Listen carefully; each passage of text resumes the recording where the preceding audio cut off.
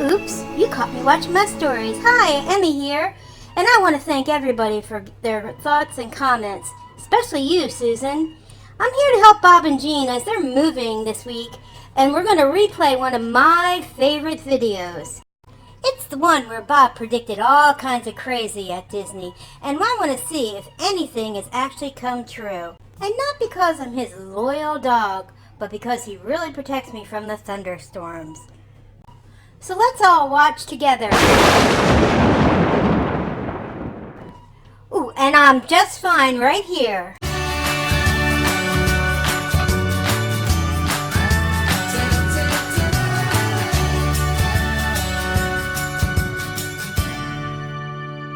Okay, I usually get a lot of comments based upon the fact that I do a lot of research when I put out my videos. Well, you're going to find that this video shows absolutely no research at all. It's just stuff I'd like to see Disney do. And I'm going to start with the expansion of the Skyliner. Now, I realize it's a little early to speak about expansion of the Skyliner when it hasn't even opened, but we've all seen the pictures of the Skyliner going to Hollywood Studios and Epcot and making stops at Pop Century and Caribbean Beach. And if you stayed at any one of those resorts lately, you've probably found this card on your nightstand. It shows you exactly where the new Skyliner is going to go. But I think this system's going to be underutilized, so I'd like to propose an expansion. You see, personally I'd like to see the Skyliner expanded to go down to the Swan and Dolphin Hotels, the Coronado Springs Resort, the All-Stars Resorts, and then finally up to Animal Kingdom. And speaking of Animal Kingdom, there's something I want to talk about over there too. And it includes a back gate and Rafiki's Planet Watch, along with, of course, the Harambe Express train. I think we can all agree that Rafiki's Planet Watch isn't really as visited as other places in the park. And I'm sure a bunch of you out there have made the round trip on the Harambe Express because, quite frankly, you didn't want to get off at the Planet Watch. But what if that train was able to take you to, I don't know, say, the Magic Kingdom? Okay, just hear me out for a minute. What makes Epcot the best of all the theme parks? That's right, the fact that it has a back door. And a bunch of other stuff, too. So now what if Animal Kingdom had a back door, too, and you didn't have to stand in these hellacious lines that they have going into the park every day? See, when I investigated on Google Earth, that's right, I'm retired and don't have much to do, but when I did check, it was just under 3 miles as the crow flies from Magic Kingdom over to Rafiki's Planet Watch. That's right, this Rafiki's Planet Watch, where I was able to get this video without having to hand out a bunch of release forms. Okay, back to the map. Rafiki's Planet Watch is right here. And the train station for the Planet Watch is right here. That's right, you walk all this way. But what if instead of looping around to go back to the station, it went straight here instead and headed over towards the Magic Kingdom? 2.8 miles to tickets and transportation. Now I realize I was just talking about the expansion of the Skyliner to go to Animal Kingdom, but there's something you should know about that. There is no way you're getting me up in one of those things in Florida in the middle of the summertime. There's no way I'm going to hang from a line and bake in the sun like those chickens over at Morimoto's. But as long as we're talking about Morimoto's, let's talk about the rest of Disney Springs. And I gotta admit, Disney's been doing a great job over at the Springs, providing more places to eat, more things to see and do. And they have one of my absolute favorite signs. Yep, let's just assume that the bathroom floor is gonna be wet and not put up one of those yellow signs that's impossible to get a wheelchair around. Thank you, Disney. I even think this makes up for Saratoga Springs, where you put the handicap sign on the wrong side of the door. Disney Springs has also been providing us with some really good free concerts.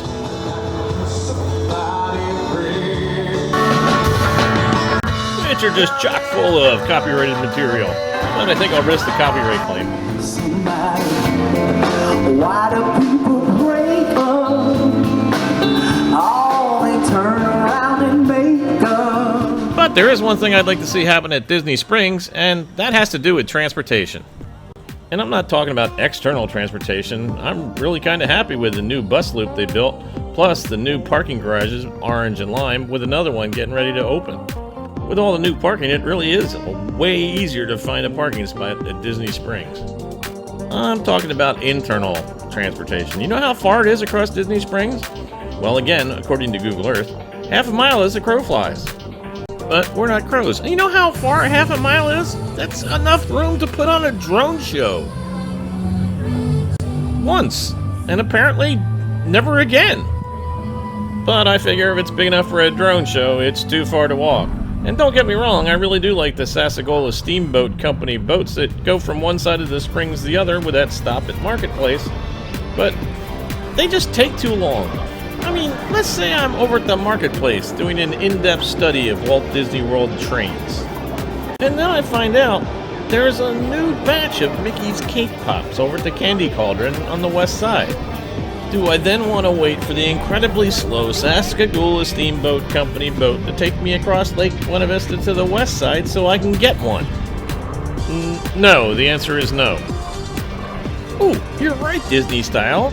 I have an idea on how to get from one side to the other. Remember, it's just a half a mile. Wouldn't these look great in the middle of Lake Buena Vista? I mean, who's not going to admit that this looks 100 times better than this? I mean, come on, you can't possibly think that Cirque du Soleil's actually coming back. And as long as we're trying to figure out what to do with Cirque du Soleil, may I be the first to suggest this? I mean, as much as I like Splitsville, I really do miss the Virgin Megastore.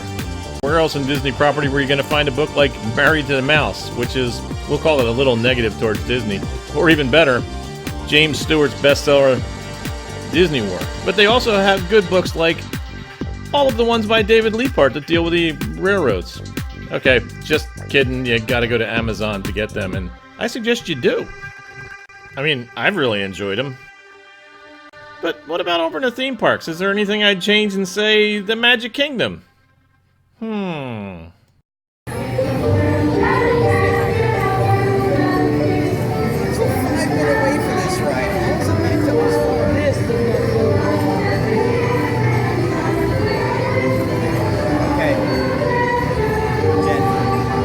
Nope, nothing I can think of.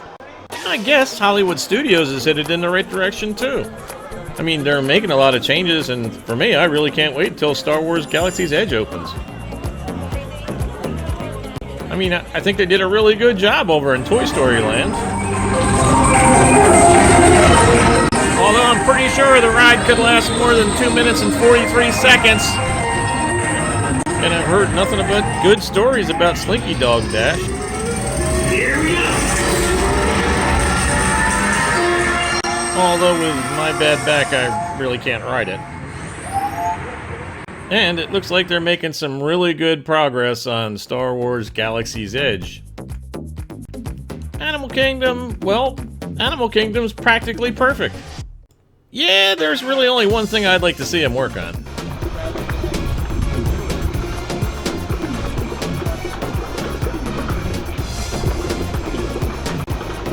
Lately, I've been just having a good time taking pictures of critters, getting to know my new camera.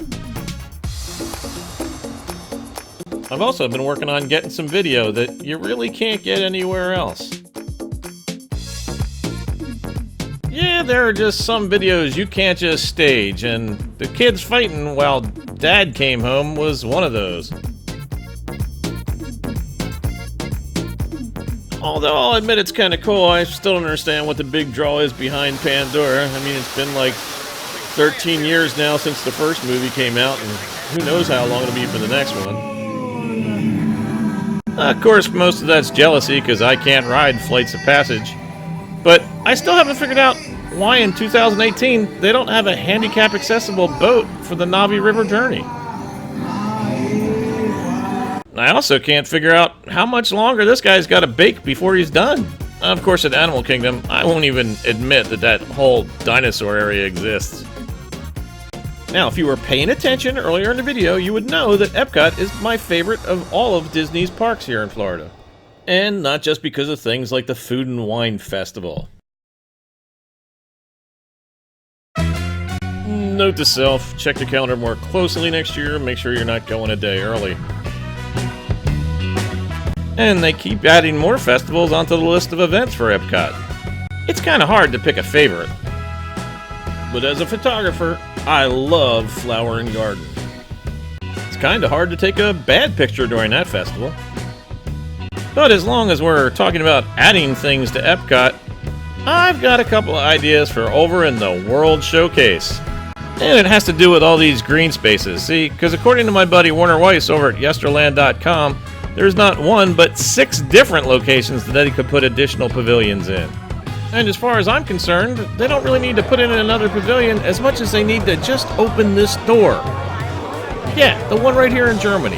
Because I, for one, am ready to go on the Rhine River cruise. And I'm told everything is there except the boats and the water.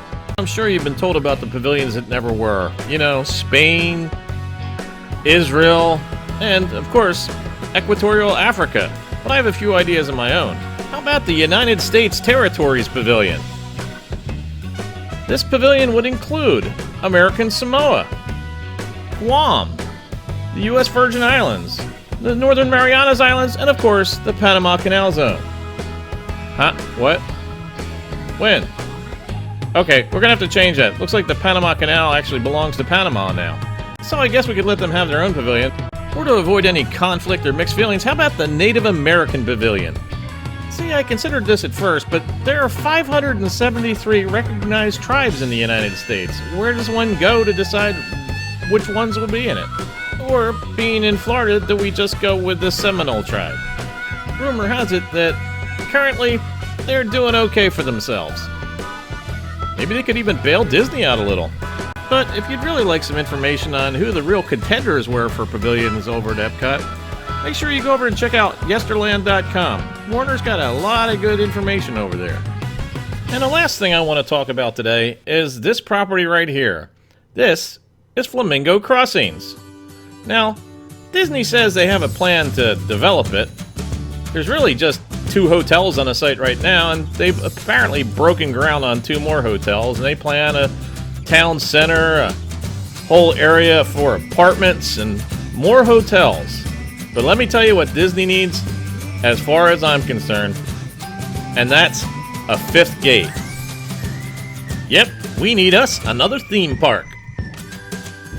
And well, yes, I have seen Disney's grandiose plans for a beautiful town center for Flamingo Crossing and additional apartments and housing and all kinds of stuff.